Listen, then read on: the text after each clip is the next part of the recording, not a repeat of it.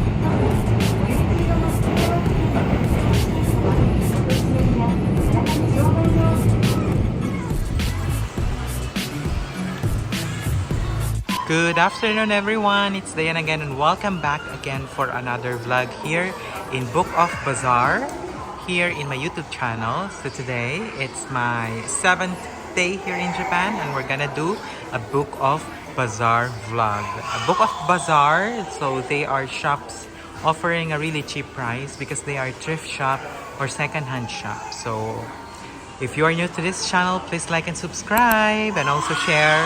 And please comment down below if you want to get connected with me and I'll give you a shout out on my next vlog. So what are we waiting for? Let's go and have a book of adventure today. To start with the vlog, we are here in their most expensive bags, which is Louis Vuitton. So the prices are from 64,000 to around 44,000. So it depends on what kind of bag are you getting. Basta ganun yung mga price niya. Also, they were reduced from 70,000 to 400 to 59,000. So na-reduce na siya. Maganda kasi dito, walang nakabantay. So pwede tayong mag-vlog nang nakatutok talaga yung camera sa mismong item. So, yeah, why not? Let's check it out. So, ito yung mga brandeds na brand dito sa Book Off na ito. I will link the location of this Book Off and also I will give you direction through Google Map on how you can come to this Book Off. Ang nakikita natin dito is Prada. From 15,000 to 12,000, nag-reduce na sila ng price. Ayan o. Ito yung mga wallets ha. And then, ito naman is yung bags. 142 na lang siya. And of course, it's a commercial. Yeah. Pasikat na naman po. Ito is Louis Vuitton bags. Ito is around 140,000 peso. Yung mga price nila, medyo for us expensive pa din, no? Kasi yung iba kasi dito mga limited edition na ng Louis Vuitton. Yung iba kasi hindi mo na makahanap sa ibang boutiques. Dito na lang talaga sa Book. So meron din sila dito mga Louis Vuitton na nagkalat, no? In Book Off, they also offer tax-free. So these are Hermes bags. Ayan. Ang mga pricing ng mga Hermes nila dito is around... Hold on. Wala ko nakikita ng Hermes. Pero basta, yung mga branded bags nila dito around 10,000 to 18,000 peso. Yan. Ito talaga tayo kay Louis Vuitton. Nakakakit talaga tayo dito. Ito yung mga purse niya. Purse from 38 to 500 to 29,075 pounds. 6,000. And 20,000. 38. Diba? Gano'n na lang yung ano niya. Yung vlogs. Ito pala yung in-offer nila na tax-free. 5,500 yen and above na pala. Yan.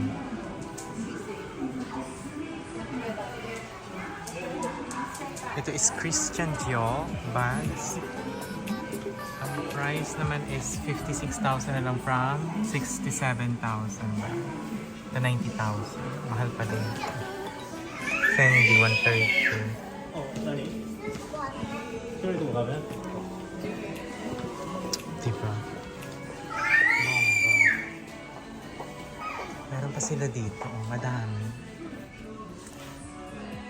So, andito tayo sa Coach. Ayan. Yung mga price nila around 4,000 na lang. Nag-reduce na sila. Tapos ito, 8,000 na lang din ng price. Eh, may ganyan ako yung ibang ko. Ganyan. Coach.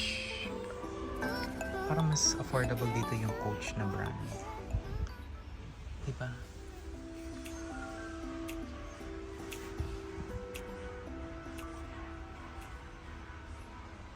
Furla. Nasa around 4,000 pa siya. Pero carry na, diba?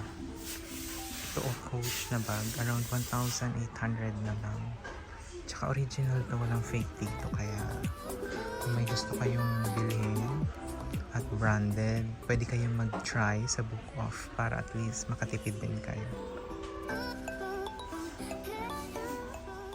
And guys, nag-offer sila ng tax-free.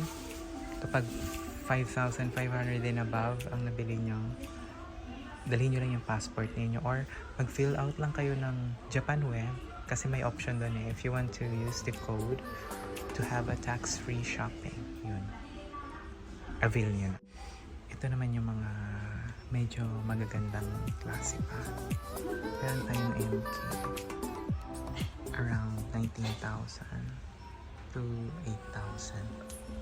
6,000. Ito 10,000 yun. Tory Burch 14,000. 12,000. Yung backpack nasa 10,000 lang. Ganda.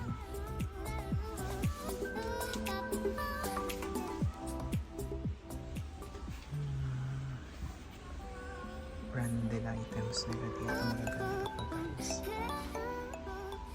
Kaya na lang talaga mapapagod mamili dito. At dapat marami kayong pera para marami kayong mabili.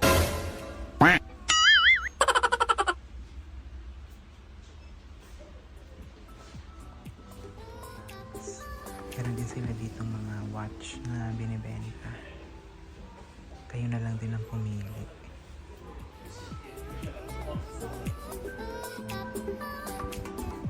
Meron din sila mga shoes dito. 1,800.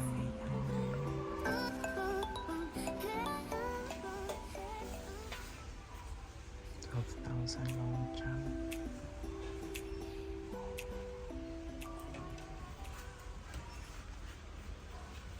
Ito yung kabuuan niya.